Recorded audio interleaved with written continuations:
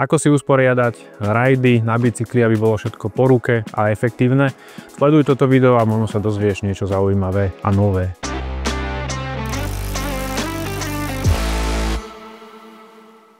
Keď si kúpite nový bicykel, či už na predajni, alebo vám príde v krabici a vy si ho doma zložíte, väčšinou tie rajdy sú nastavené tak nejako základne, no každý tie ruky máme inak, každý preferujeme iný úchop a tak ďalej.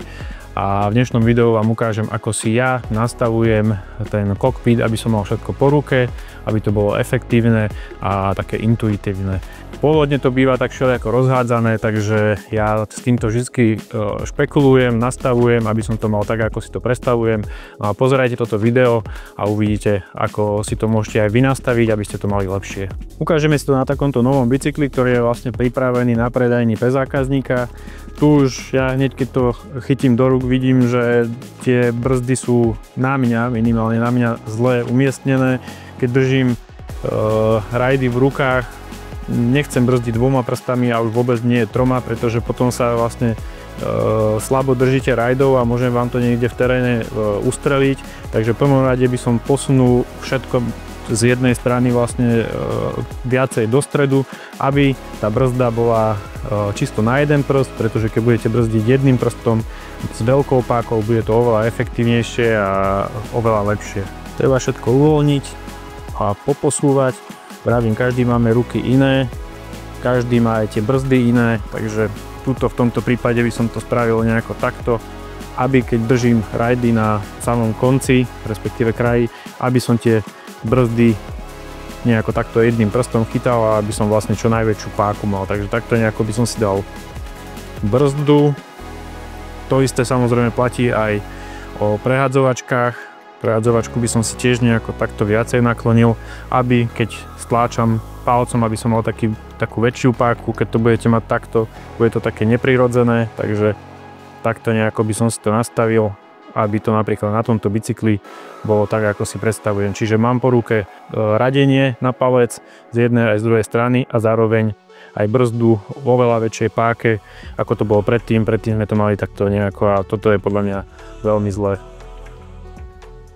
Samozrejme to isté musíme spraviť aj na druhej strane, ale práve na tej ľavej strane často býva buď ďalšie radenie, ak máte dvojprevodník, prípadne nejaký lockout, ako je to v tomto prípade, čiže tu by som to nastavil rovnako a zároveň ten lockout by som si dal tiež na štýl tej prehadzovačky, aby keď ho budem zatláčať tým palcom, aby som mal čo najväčšiu páku.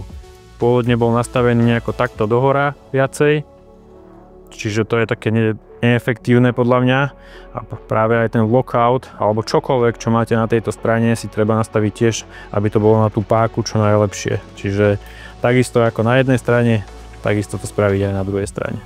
Teraz to ukážeme na druhom príklade takého modernejšieho, drahšieho bicykla, kde už to väčšinou býva trocha lepšie nastavené, ale stále je tu kopec možností posúvania.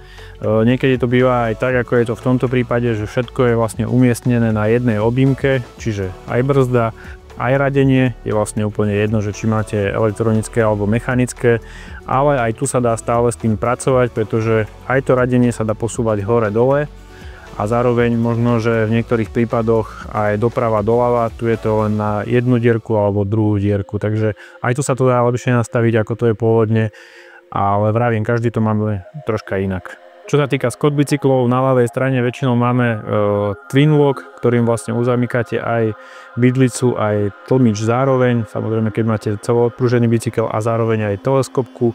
Aj tu je veľmi dôležité si to nastaviť, pretože ono sa to zdá, že to je možno, že dobré, ale v tom teréne, keď držíte bicykel v nejakom rozbitom teréne, tak treba to mať naozaj po ruke.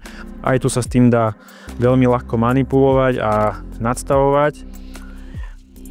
V podstate tiež to tu je všetko na jednej objímke, ale zároveň sa to tu dá v rôznych osiach nastavovať tak, aby to bolo proste ideálne pre každého jazdca. Ja si to vždy dávam čo najviac proste do stredu, aby som to mal naozaj na tú najväčšiu páku a zároveň palcom, aby som tu dokázal obsluhovať všetky tri vlastne tie páčky. No a keď už máme páčky, radenie a tak ďalej všetko nastavené presne tak, ako by to malo byť efektívne a zároveň všetko po ruke, Ja si potom ešte nájdem ten čas, aby som sa pohral s tými Bowdenmi. Nemám rád, keď sú tu krížom, krážom a niektoré sú dlhšie a oví sa to všelijako. Práve tu je taký pekný príklad, kde sa mi to akože naozaj veľmi páči, pretože tu už sú tie kávliky pekne zrolované do jednej línie, nič tu nejako neodstáva, pekne tie brzdové hadice idú pekne dovnútra, takže toto je naozaj veľmi pekné, takže pokiaľ si ten kokpit takto pekne usporiadate, jednak na tie ruky a jednak aj s tými Bowdenmi sa trocha pohráte, budete mať z toho oveľa lepší pocit a oveľa lepšie sa vám bude voziť. Tak ste videli, ako to robím ja, aby som to mal tak, ako si to predstavujem. Tých nastavení samozrejme je veľmi veľa z každého obchodu, na každej predajni a každý bicykel to má trocha inak nastavené a iné možnosti. Dajte mi určite do komentárov vedieť, ako to robíte vy. Či sa uspokojíte s tým nastavením z predajne, alebo sa s tým takto hrajkate ako ja. Určite mi dajte teda do komentárov vedieť. No a pokiaľ sa vám toto video páčilo, určite nám dajte like a pokiaľ ešte nemáte odber na našom kanáli, tak nám ho určite dajte, nech nemeškáte ďalšie videá.